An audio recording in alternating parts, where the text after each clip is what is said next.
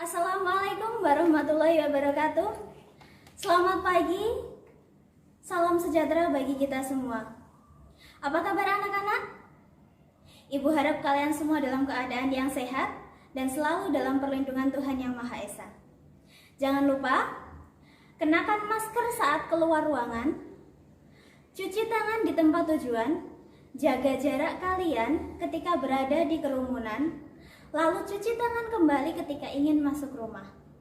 Ingat, jagalah diri kalian karena di tangan kalianlah masa depan Indonesia berada.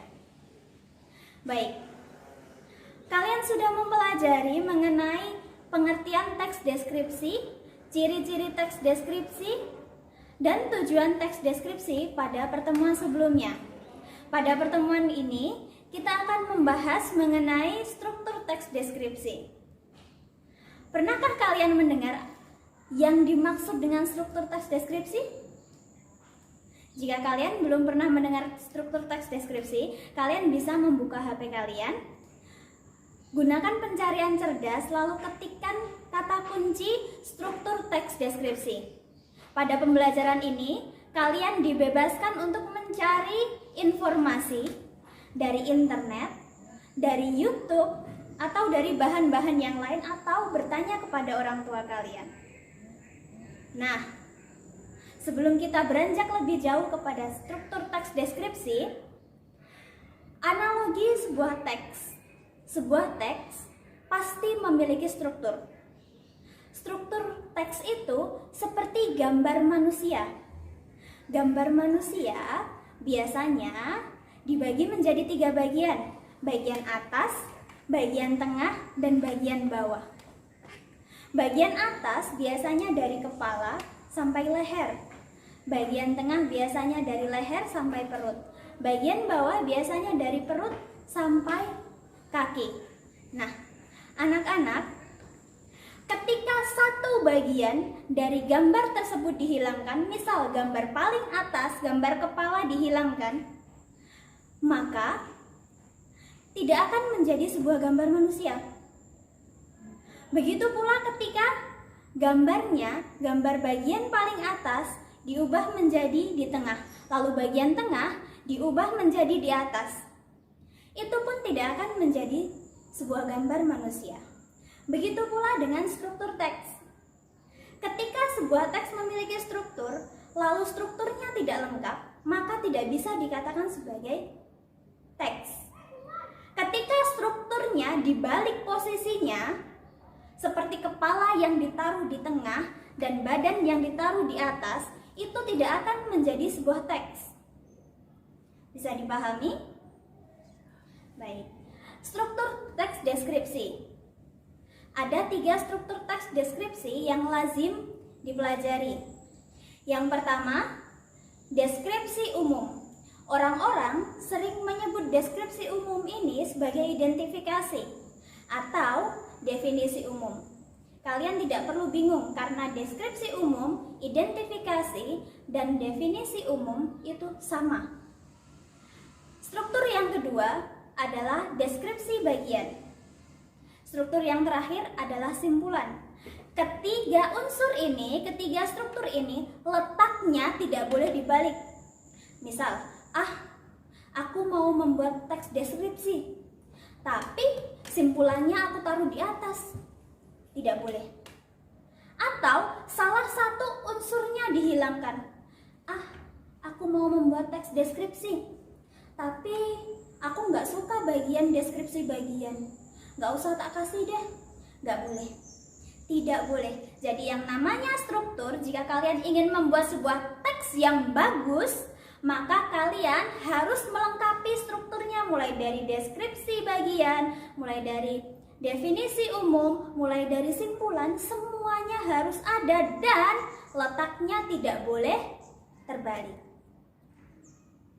Untuk lebih memahamkan kalian, untuk kita pahami bersama, kita akan belajar bagian demi bagian. Yang pertama adalah deskripsi umum. Deskripsi umum sering disebut juga sebagai identifikasi. Biasanya letaknya ada di bagian paling atas. Setelah judul, lalu ada satu paragraf. Namanya paragraf identifikasi. Letaknya paling atas hanya terdiri atas satu paragraf saja dan berisi tentang nama objek, bahan objek mungkin, lalu bagian-bagian umum dari suatu objek. Karena dia hanya berisi penjelasan-penjelasan umum, maka di dalamnya kemungkinan besar ada yang dinamakan kalimat definisi. Bu, kalimat definisi itu apa ya? Kalimat definisi adalah kalimat yang menjelaskan, ditandai dengan adanya kata adalah. Contoh dari bagian teks deskripsi umum. Kucing kesayanganku bernama Sap-Sap. Ia adalah peranakan Persia dan ras kucing lokal. Itu yang membuatnya terlihat lebih pesek daripada kucing kampung. Dari teks yang ada di samping ini, kalian bisa melihat bahwa ada kata adalah. Itu menunjukkan kalimat definisi. Berarti sudah pasti yang ada di samping kalian ini disebut definisi atau deskripsi umum. Struktur yang kedua adalah deskripsi bagian. Deskripsi bagian selalu terletak setelah deskripsi umum. Jadi, paragraf pertama dinamakan deskripsi umum atau identifikasi, di bawahnya identifikasi dinamakan deskripsi bagian. Deskripsi bagian boleh lebih dari satu paragraf. Boleh 2, boleh 3, boleh 4, dan seterusnya. Biasanya, deskripsi bagian berisi mengenai ciri fisik objek. Bisa berupa bentuk, bisa berupa ukuran, bisa berupa warna, dan lain sebagainya. Atau berisi mengenai ciri sifat objek. Misal, ciri khas dari objek itu yang membedakan objek itu dengan objek yang lain. Contoh, Sap-Sap berusia 3 bulan. Namun di usianya yang 3 bulan ini dia sudah memiliki berat 2 kg. Kakinya yang pendek membuat dia terlihat semakin gemuk. Saat dia berjalan, perutnya akan bergoyang-goyang. Paragraf pertama ini menjelaskan ciri fisik dari kucing bernama Sap-Sap. Ciri fisiknya si Sap-Sap ini berberat 2 kg. Terlihat gemuk karena kakinya pendek dan perutnya akan bergoyang-goyang ketika berjalan. Paragraf kedua, Sap-Sap sangat manja. Ketika aku pulang, dia selalu menempel padaku. Bahkan saat aku tidur, Sap-Sap selalu masuk ke dalam selimut dan tidur bersamaku. Inilah yang membedakan Sap-Sap dengan kucing-kucing yang lain. Berarti paragraf kedua berisi sifat khas dari kucing bernama Sap-Sap. Bisa dipahami? Deskripsi umum sudah. Deskripsi bagian sudah. Yang terakhir, yang paling penting dalam teks deskripsi dinamakan simpulan. Simpulan letaknya selalu paling akhir. Misal, dalam sebuah teks deskripsi ada 5 paragraf. Paragraf pertama disebut definisi umum atau deskripsi umum. Paragraf terakhir dia akan selalu menjadi simpulan.